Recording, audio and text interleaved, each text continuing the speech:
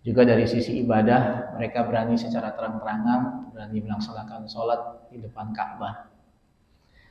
Yang kedua, pengaruh dari masuk Islam kedua tokoh ini adalah para tokoh-tokoh kafir Quraisy mulai menurunkan tensi penekanan mereka, menurunkan sedikit tensi represif mereka kepada Rasulullah dan para sahabat, karena mereka memandang Islam akan semakin kuat ketika sudah didukung oleh dua tokoh ini.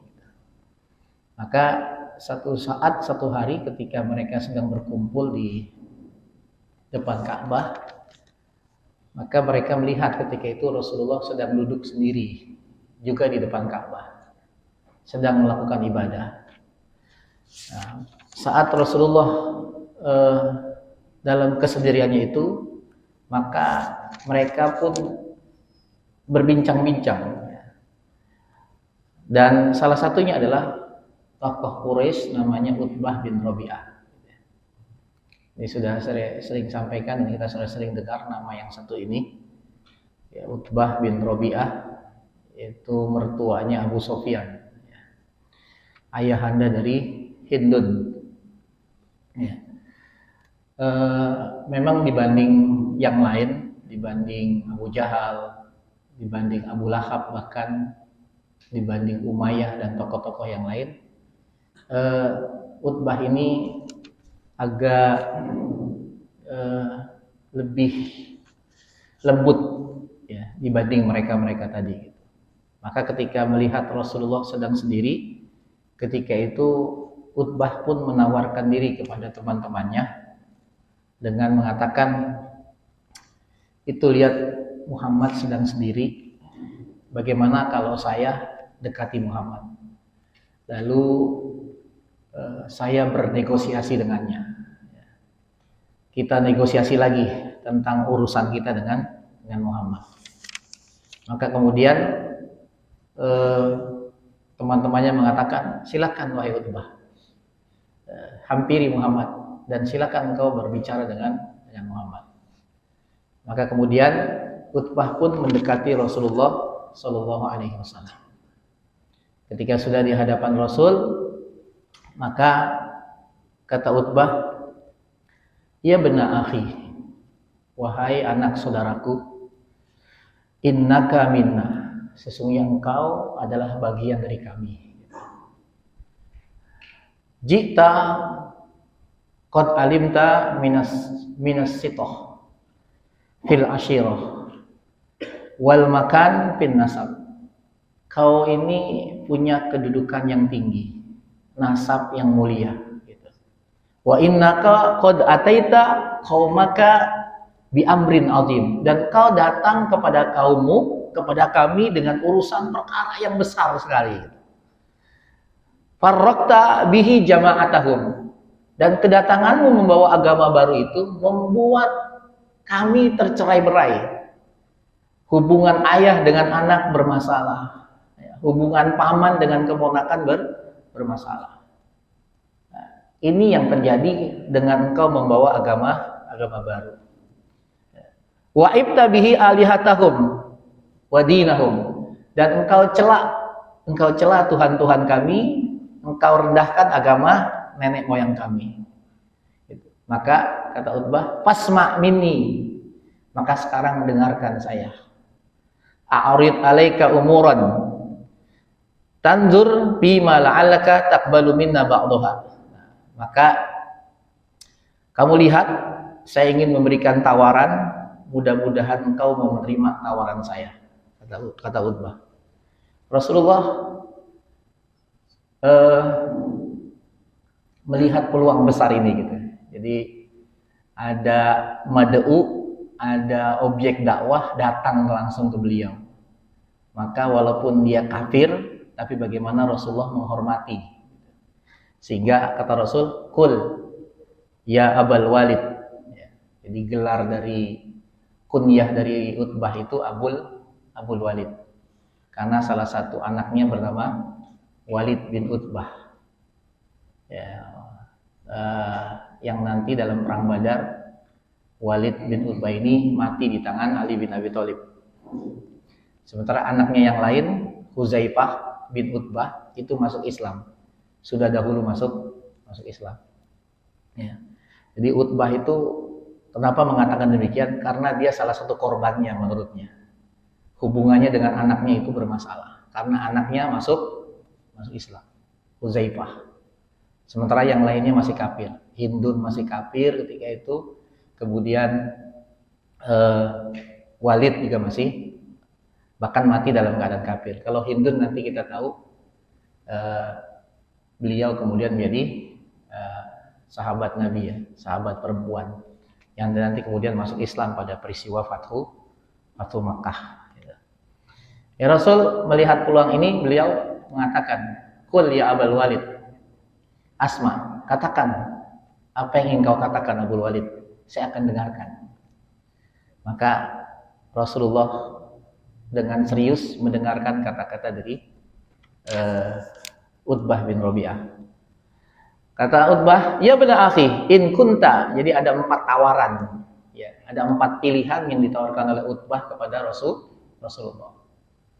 Dari 4 tawaran ini yang agak kurang ajar itu tawaran terakhir. Tawaran pertama, kata Utbah, "In kunta turid innama turidu bima ji'ta bihi min hadzal amr malan." Hai Muhammad, wahai anak saudaraku, jika kau bawa agama baru ini dengan maksud kamu ingin dapat harta, ingin jadi orang kaya, kata Utbah, "Jama'na laka min amwalina." Kami akan kumpulkan seluruh harta kami. Ya. Akan kami kumpulkan seluruh harta kami. Ya. Dan kami akan serahkan kepada. Maka engkau akan menjadi orang yang paling kaya di kota Makkah ini. Ya. Ketika mendengar tawaran Utbah, Rasulullah sama sekali tidak komentar. Beliau diam, tidak menjawab. Maka kemudian Utbah pun melanjutkan tawaran berikutnya. "Ya Muhammad, jika engkau dengan agama yang kau bawa ini dengan maksud bihi syarafan, kamu ingin menjadi orang yang mulia, orang yang terhormat di tengah-tengah kami, maka sawwatnaka alaina, maka engkau akan kami angkat sebagai pemimpin kami. Hatta la naqta amron dunaka, sampai-sampai kami tidak akan pernah memutuskan perkara apapun kecuali disetujui oleh engkau, hai Muhammad. Jadi perkara apapun tidak akan kami putuskan sebelum engkau menyetujui. Nah, ini tinggi banget. Jadi pertama tadi harta. Ya, tadi harta itu biasa. Nah, ini yang kedua lebih hebat lagi. Jadi segala perkara apapun tidak akan bisa diputuskan kalau Nabi Muhammad tidak menyetujui. Ini tawaran luar biasa. Ya. Maka kemudian tawaran berikutnya adalah Rasulullah diam ketika disodorkan tawaran kedua. Beliau tetap diam. Maka melihat reaksi Rasulullah SAW itu, kemudian Utbah pun menawarkan tawaran yang ketiga. "Wa in kunta turidu bihi malakan." Muhammad, kalau engkau ingin, ya, dengan apa yang kau bawa ini kamu ingin menjadi raja, malakna ka alaina, maka kami akan angkat engkau sebagai raja. Walaupun di kami nggak ada tradisi yang namanya raja, kata Utbah. Jadi nggak ada raja di tengah orang-orang Quraisy. Quraisy adalah satu suku yang terdiri dari berbagai kabilah. Masing-masing sudah punya tugasnya, ya, sudah dapat jobnya masing-masing. Jadi tidak ada yang disebut dengan raja. Tapi demi menghentikan dakwah Rasul, mereka siap mengubah sistem itu. Sistemnya dirubah. Yang penting Muhammad tidak mengganggu agama mereka. Maka kami akan angkat engkau sebagai raja. Kami semua tentaramu.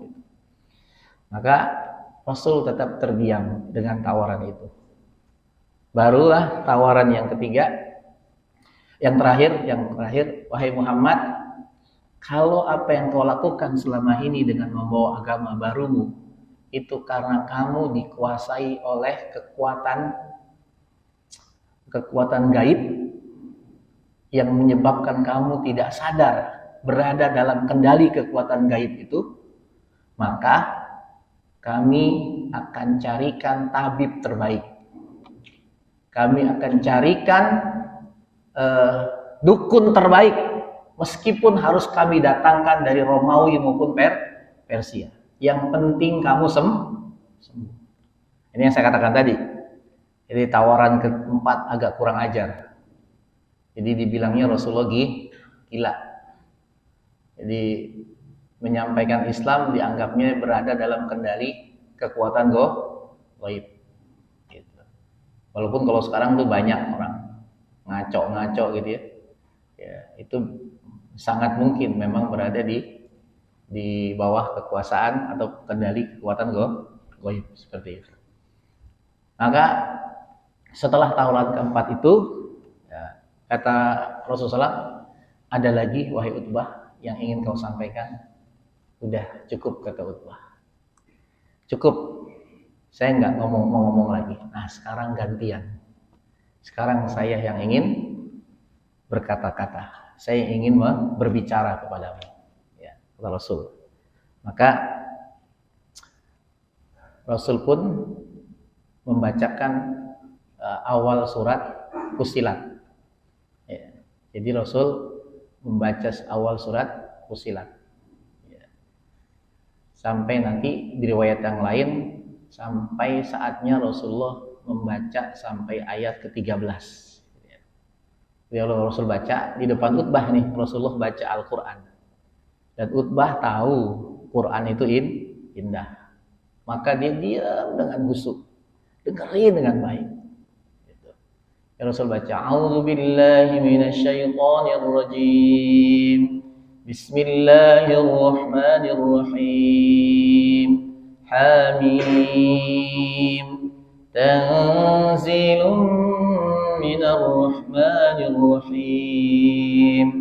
كتاب فصلت آياته قرآنا عربيا لقوم يعلمون بشيرا ونذيرا فأعرض أكثرهم فهم لا يسمعون وقالوا قلوبنا في أكنة مما تدعونا إليه وفي آذاننا وقر ومن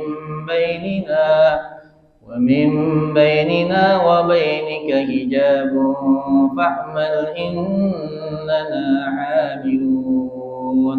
Rasul baca terus sampai di ayat ke-13. Di situ ada ancaman dari Allah. Fa in a'radu faqul anzartukum sa'iqatan mithla sa'iqati 'adin wa thamud. Maka jika mereka wahai Muhammad berpaling dari apa yang engkau sampaikan, maka katakan kepada mereka, aku peringatkan kalian akan petir, akan suara yang menggelegar yang akan menimpa kalian sebagaimana suara itu pernah menghancur meluluh lantakan kaum Ad dan kaum Samud. Begitu Rasul sampai di ayat ini, Utbah dari awal dengerin khusyuk. Begitu sampai di ayat ini, Utbah langsung berkata, hentikan wahai Muhammad. Sambil Utbah memegang mulut Rasulullah Shallallahu Alaihi Wasallam. Hentikan wahai Muhammad, hentikan bacaanmu.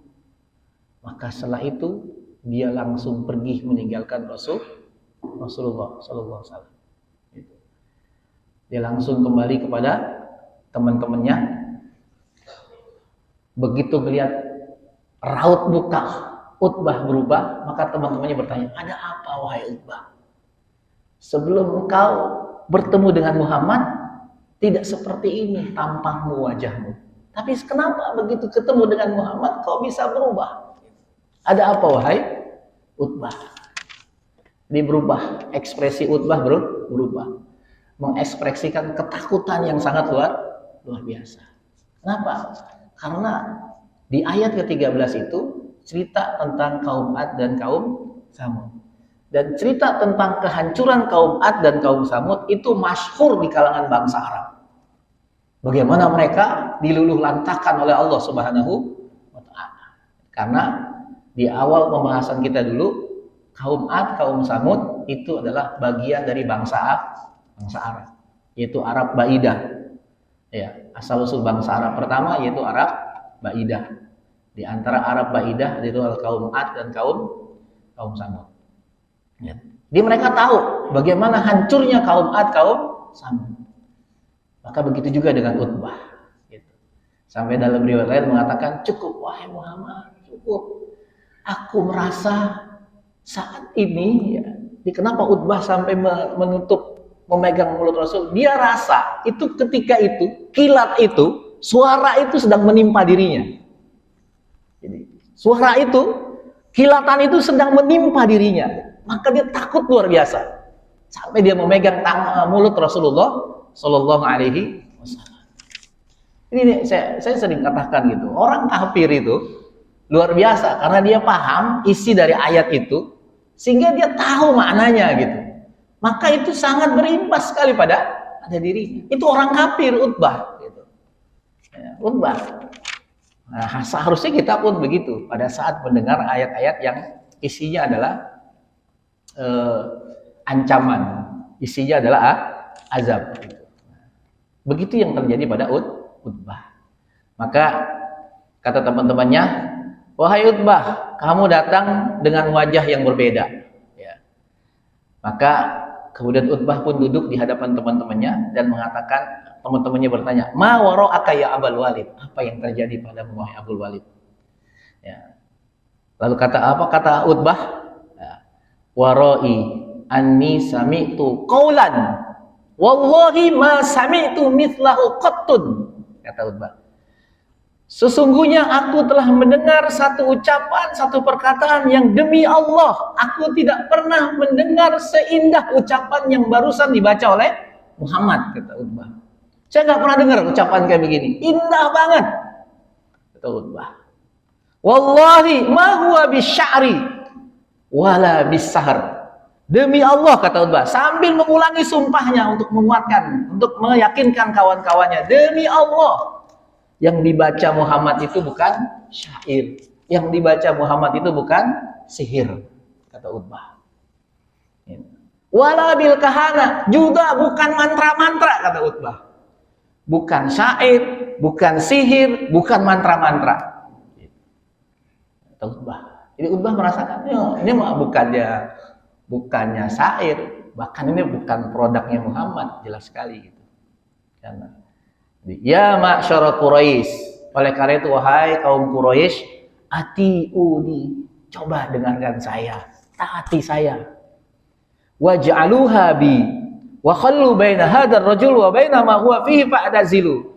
Saran saya, kata Utbah, udah biarkan Muhammad dengan urusannya, jangan diotak-atik, jangan diganggu, biarin aja dia. Kalian jangan ganggu lagi, kalian jangan intimidasi lagi Muhammad. Ini Utbah ngomong begitu, menyarankan teman-temannya.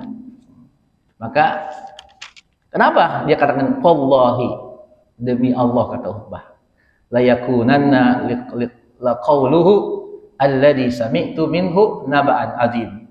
Karena benar-benar ucapannya itu yang aku dengar adalah perkara yang sangat besar, urusan berita yang sangat besar. Maka fa in tusibhul arab faqad kafaitumuhu bighairikum. Maka jika dia melakukan kebohongan dengan apa yang dia lakukan, ya artinya Nabi Muhammad melakukan kebohongan yang dilakukan, maka semua orang Arab akan menghukumnya, dan kita nggak akan kena imbasnya. Justru itu yang kita inginkan ketika Muhammad dimusuhi oleh seluruh orang Arab dengan kebohongannya itu. Maka kita nggak kena. Ya, kita nggak perlu capek-capek lagi untuk menghabisi Muhammad. Udah, orang-orang Arab yang lain yang ngabisin gitu. Itu kalau Muhammad bohong. Wa iyyudhiru 'alal Arab famulkuhu mulkukum wa izzuhu izzukum. Tapi kalau Muhammad itu benar, lalu dia dimenangkan dengan apa yang dia bawa, maka lalu dia menjadi raja, maka kalian pun akan mendapat keberkahan dari raja yang diperolehnya. Kemuliaan yang diperolehnya adalah kemuliaan kalian. Karena kalian adalah bagian dari suku Quraisy. Nah itu. Wa kuntum as'adan nas, kata Utbah. Dan kalian akan menjadi manusia orang-orang yang paling berbahagia. Itu kata Utbah. Ini menyarankan teman-temannya udah untuk berhenti memusuhi Nabi Muhammad. Tapi sekali lagi ya, tidak bagi yang lain. Makanya saya katakan tadi, Utbah itu dalam riwayat lain hampir-hampir mau masuk Islam, hampir-hampir masuk Islam. Cuman waktu dia hampir-hampir masuk Islam, ketahuan Abu Jahal. Akhirnya nggak jadi gitu. Nah ini karena punya teman yang salah, saya sering bilang. Jadi karena punya teman yang salah, jadinya salah, sesat. Akhirnya nggak jadi, hampir-hampir ya. Satu saat dia menghampiri Rasulullah lagi, dan hampir dia ingin bersyahadat. Tapi ketika itu didengar oleh Abu Jahal, sehingga dicaci maki dia sama Abu Jahal. Kamu benci agama nenek moyangmu. Akhirnya narik diri, nggak jadi masuk Islam. Gitu. Nah, maka kemudian kata teman-temannya, saharaka wallahi ya Abul Walid bilisadihi. Wahai Abul Walid, kamu udah kena sihir. Jadi dianggap Utbah itu sudah kena sihir dengan bacaan Rasulullah Shallallahu Alaihi Wasallam. Lalu kata Utbah lagi, hada ra'yiti, ini pendapatku. Gitu. Fasna'u ma badalakum, terserah kalian mau ikut mau enggak, silahkan terserah kalian. Nah ini negosiasi yang terjadi antara tokoh-tokoh Quraisy yang diwakili oleh Utbah agar Rasulullah mau menghentikan dakwahnya. Tapi yang terjadi justru Utbah tersentuh luar biasa dengan bacaan Quran. Ya, jadi padahal sekali lagi Utbah masih dalam keadaan kafir. Karena apa? Quran itu kan sebenarnya fitrah. Jadi Quran itu fitrahnya kita. Jadi pasti orang akan nyambung setiap kali dibacakan Quran, hatta dia orang kafir. Ya. Karena fitrahnya adalah Quran. Fitrahnya Quran. Jadi sesuatu yang Allah sudah sebenarnya tanamkan dalam diri manusia seperti itu. Ya. Jadi siapapun akan tersentuh pada saat membaca atau mendengarkan Al-Quran. Ya, kalau kita cuman kesentuhnya sampai ketiduran gitu ya, itu ya, nggak sampai nangis gitu. Jadi reaksinya bagaimana setelah dengar baca Quran? Ngantuk Pak Ustadz, tidur jadi nyenyak, nah, itu kan itu banyak begitu. Dulu ketika saya sering ngeruqyah begitu, jadi saya tanya gimana, enak Pak Ustadz, saya jadi bisa tidur gitu ya. Padahal sudah seminggu saya nggak tidur. Nah itu, jadi efek lumayan masih ada efeknya, walaupun efeknya tidur seperti itu. Makanya ada tuh di YouTube ya ayat-ayat pengantar tidur. Jadi Al-Quran buat pengantar tidur seperti itu, bukan untuk sebagai peringatan tapi sebagai pengantar tidur. Nah ini satu peristiwa ya dalam rangka mereka bernegosiasi dengan Rasulullah. Tapi sekali lagi negosiasinya tidak berhasil. Secara harus Rasulullah menolak dengan membacakan ayat-ayat Al-Quran. Kemudian setelah itu juga kembali terjadi negosiasi lagi yang dilakukan oleh mereka, yang dari Al-Aswad bin Al-Muttalib, kemudian As'ad bin Abdul Uzza, Walid bin Mughirah, Umayyah bin Khalaf, Al-As bin Wa'il As-Sahmi. Inilah yang kemudian negosiasi dari orang-orang ini yang kemudian menurunkan surat Al-Kafirun. Ya. Jadi mereka menawarkan Rasulullah untuk bergantian dalam ibadah. Muhammad, bagaimana nih kita tukeran ibadah 1 tahun ke depan, ya selama 1 tahun ini kami ikut ibadahmu. Gitu. Tapi nanti tahun berikutnya kamu yang ikut ibadah kami. Itu Rasulullah tidak langsung menjawab. Seolah Rasulullah sedang mempertimbangkan tawaran itu. Ini tawaran agak bagus, fair ini gitu ya, fair gitu, ganti-gantian. Dengan harapan apa? Selama 1 tahun mereka mengikuti ibadah kaum muslimin, mereka terbuka. Itu seperti itu. Ya. Jadi sempat Rasulullah mempertimbangkan. Dan itu tergambar bukan di surah Al-Kafirun, tapi di surat yang lain yang turunnya hampir bersamaan, surat Al-Kafirun, yaitu dengan surat Al-Isra. Maka dalam keadaan seolah Rasulullah sedang mempertimbangkan tawaran itu, kemudian turunlah surat Al-Kafirun. Surat Al-Kafirun. Lalu disusul dengan surat Al-Isra ayat 73 sampai 75. Di mana Allah berfirman, "Wa in kadu la yaftinunaka 'anil ladzina auhayna ilaika litabtariya 'alaina ghairah. Wa idzal lattakhazuka khalila." Hampir-hampir wahai Muhammad, kata Allah, ya, wahai Rasulullah, hampir-hampir mereka mendatangkan fitnah kepadamu. Ya. Menimpakan sesuatu yang buruk padamu sehingga kamu berpaling dari apa yang telah kami wahyukan kepadamu. Ini kalimat hampir-hampir berarti Rasulullah sempat mempertimbangkan. Ya, nyari jalan. Kayaknya ini tawaran yang agak mending dibanding sebelumnya. Gitu. Maka Allah menyatakan demikian, hampir-hampir. Ya, perbuatan mereka, tawaran mereka kepadamu membuat kamu berpaling dari apa yang kami wahyukan kepadamu. Wa idzal lattakhaduka khalila.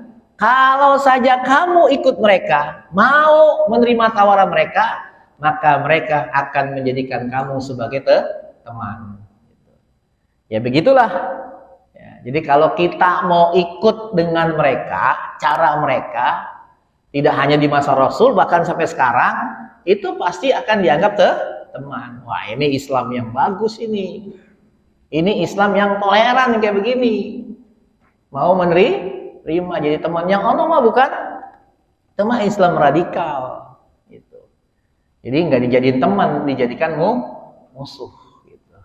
Nah, jadi karena kalau seandainya Rasulullah mau menerima tawaran mereka, maka kata Allah, mereka akan menjadikan kamu sebagai teman. Bahkan di sini bahasanya khalil ya, khalil. Khalil itu lebih dekat dari sekedar sahabat. Khalil. Makanya Nabi Ibrahim dapat gelar apa? Khalilur Rahman. Saking dekatnya dengan Allah. Jadi artinya kalau ketika itu Nabi Muhammad mau ikut, itu bakal jadi teman dekat. Teman dekat gitu. Tapi walaula an sabbatnaka laqad kitta tarkanu ilaihim syai'an qalila. Kalaulah kami tidak istiqomahkan engkau wahai Muhammad, kami tetapkan hatimu engkau wahai Rasulullah, maka hampir-hampir kamu agak condong sedikit kepada mereka. Sedikit ya. Tadi ya, ini ayat ini menggambarkan Rasulullah sempat mempertimbangkan. Tapi Allah cepat-cepat menurunkan ayat. Apa? Ini kaitannya dengan akidah dan ibadah. Tidak ada toleransi dalam hal itu. Tidak ada kompromi dalam masalah akidah dan ibadah. Kalau dalam masalah muamalah, silakan. Idzal la'azaqnaka di'fal haya wa di'fal mamat. Kalau kamu sampai kejadian kayak begitu, ikut mereka, maka kami akan timpakan kepada kamu siksaan, azab berlipat-lipat di dunia ini. Begitu juga azab yang berlipat-lipat nanti setelah kamu mati. Jadi berat, Pak. Ketika kita bertoleransi dalam masalah akidah ibadah, ini ancamannya begini. Di'fal haya wa di'fal mamat. Walaupun kemudian sebagian ulama mengatakan ini kalau dia tokoh gitu ya. Kalau dia tokoh. Jadi dosa tokoh itu berbeda dengan dosa orang awam. Ya. Tokoh itu dosanya berlipat-lipat. Jadi nggak enak sebenarnya jadi tokoh. Gitu. Kenapa? Setiap kali dia melakukan kesalahan, lalu itu menjadi pembenaran bagi orang-orang yang mengaguminya. Gitu. Maka kemudian tanpa sadar orang-orang mengikuti apa yang dia lakukan. Maka terjadilah dosa jariah. Ya, terjadilah dosa jariah. Ya, jadi masuk tuh rekening dosa ke tokoh itu semua. Ya, rekening dosa. Maka itulah yang kemudian akhirnya menjadi berlipat-lipat. Summa la tajidu laka alaina nasira. Maka kalau itu terjadi, kamu tidak akan mendapatkan seorang penolong pun. Nah ini. Jadi ini jelas sekali ayat ini membatasi tentang ya, baik surat Al-Kafirun maupun surat Al-Isra ini memberikan batasan pada kita sejauh mana kita harus bertoleransi. Bagaimana batasan hubungan kita dengan orang-orang kafir, dengan orang-orang non-muslim. Itu sudah diatur. Ya. Jadi ada standarnya. Mana yang boleh berkompromi, mana yang tidak boleh. Itu. Nah, ini yang terjadi seperti itu. Jadi artinya kembali lagi negosiasi ini pun gagal. Tidak berhasil, mereka tidak membawa hasil dari tawarannya kepada Rasulullah SAW. Jadi ini menggambarkan betapa perjuangan Islam itu dari masa ke masa seperti itu. Salah satu tantangannya adalah tadi tawaran-tawaran yang sifatnya dunia. Gitu. Makanya tergantung ya orang itu kalau punya kelemahan dari sisi harta, dia nggak kuat dengan harta, maka itulah yang akan Allah ujikan. Gitu. Kalau dia nggak kuat dari sisi wanita, maka itulah yang akan datang ujian kepadanya. Jadi Allah menguji itu tergantung kondisi seseorang. Kalau orang yang haus jabatan, maka dia akan diuji dengan jabatan. Tergantung masing-masing. Jadi berbeda-beda, tidak sama ujian yang Allah berikan kepada setiap orang. Tapi kalau kita lihat Rasulullah, semuanya dikawarin.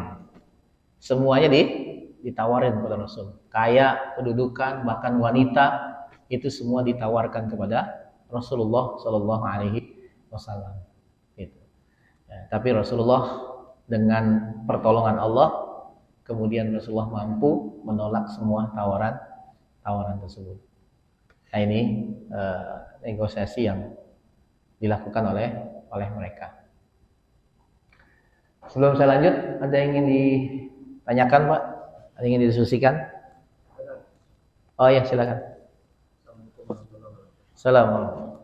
Tadi disampaikan Mbak itu sering Rasulullah menyebutkan Abu Walid. Iya. Juga dibilang Mbak itu menyebutkan wahai anak saudaraku. Berarti Rasulullah kan sedekat apa sih dibilang wahai anak saudaraku itu bahasa silahnya. Itu satu. Kedua, nanti setelah dibaca surat Fussilat, Mbak itu bilang demi Allah nih, bukan syair, bukan puisi, bukan apa indahnya itu yang disampaikan Rasulullah ya, firman dari Allah itu. Dia kalau orang beriman itu dia udah beriman sama demi Allah, tapi dia belum Rasulullah. Apakah itu masuk dalam kategori Islam ya? Abu Walid. Baik. Di awal Utbah mengatakan innaka minna. Sesungguhnya engkau adalah bagian dari kami. Karena memang mereka satu keturunan, yaitu keturunan Quraisy. Nah, mereka intinya semuanya bersaudara. Jadi saya di awal ketika bicara tentang nasab Rasul, Quraisy itu adalah gelar bagi kakek Rasul yang ke-11. Namanya Fihr. Nah, dari Fihr ini menurunkan ya, kabilah-kabilah yang kemudian ada di masa itu. Ada Bani Hashim, Bani Abdul Muthalib, Bani Makhzum, Bani Abdisyam, Bani Taib, Bani Saham dan lain sebagainya. Gitu ya. Maka karena mereka satu keturunan, maka itu yang sering diungkapkan. Ya benar akhi, ya benar akhi. Gitu. Wahai anak saudaraku. Gitu. Karena masih satu keturunan. Ya, sama-sama keturunanku Quraisy. Jadi dekat. Apalagi memang teruntuk Rasulullah SAW, terkhusus Rasulullah SAW, bagaimana mereka benar-benar menghormati posisi beliau. Gitu ya. Dari jauh sebelum beliau menjadi nabi, bagaimana kedudukan beliau itu tinggi di mata kaumnya. Gitu ya. Makanya tidak ada orang yang lebih dicintai di kota Mekah sebelum beliau diangkat sebagai nabi, ya, kecuali Nabi Muhammad. Nggak ada orang yang lebih dicintai oleh penduduk Mekah kecuali Nabi Muhammad. Tetapi begitu beliau diangkat sebagai nabi, tidak ada orang yang paling dibenci di kota Makkah melebihi kebencian mereka kepada Nabi Muhammad. Ini berbeda. Ya. Nah, itu yang pertama. Yang kedua, orang Arab jahiliyah, sebelum Nabi diutus, bahkan sebelum Nabi dilahirkan, sudah biasa menggunakan kalimat wallahi. Demi Allah. Biasa mereka. Itu iringan sumpah yang mereka lakukan. Kenapa? Al-Quran menginformasikan kita, wala in sa'altahum man khalaqas samawati wal arda yaqulunallah. Jika kalian bertanya kepada mereka, orang-orang kafir Quraisy, siapa yang menciptakan langit dan bumi, siapa yang menurunkan hujan, pasti mereka jawab Allah. Nah itu. Jadi keyakinan itu ada. Yang kemudian berkembang dalam terminologi akidah, ada istilah namanya tauhid rububiyah, tauhid uluhiyah. Ya, walaupun kita cari dalilnya nggak ada ya, gitu ya. Tapi ini hasil dari pemahaman beberapa ulama tentang makna tadi. Ada tauhid rububiyah, ada tauhid uluhiyah, ada tauhid asma wa sifat dan sebagainya gitu. Nah terkait dengan orang Quraisy, mereka memiliki tauhid rububiyah. Jadi bahwasanya pencipta itu Allah, pemberi rezeki itu Allah, pemberi segalanya itu Allah. Itu yakin, itu rububiyah namanya. Gitu. Tetapi mereka bermasalah di uluhiyah. Gitu. Prakteknya yang mereka sembah bukan Allah. Mereka tidak esakan Allah, tapi mereka sekutukan Allah dengan yang lain. Maka mereka tetap dianggap sebagai kafir. Tetap dianggap sebagai kafir. Ya, bukan hanya orang Quraisy gitu. Bahkan di masa Nabi nanti ketika di Madinah ada orang mengaku Islam, ya, dia sholat, dia puasa, dia jihad, dia bilang melantang Islam, tapi kata Allah, wa mahum bimu'minin. Mereka bukan orang beriman. Apa sebabnya? Karena hatinya tidak ada keimanan. Itulah yang disebut dengan kafir. Maka Imam Al-Baghawi dalam kitab tafsirnya beliau membagi kafir itu menjadi beberapa macam. Ya. Pertama kafir inat, kemudian kufrul ingkar, kemudian kufrul juhud, dan yang terakhir kufrun nifaq. Kafir nifaq. Yang uniknya kata beliau, dari keempat macam kafir ini yang paling berat dosanya adalah kufrun nifaq. Kafir nifaq. Buktinya apa? Innal munafiqina fid darkil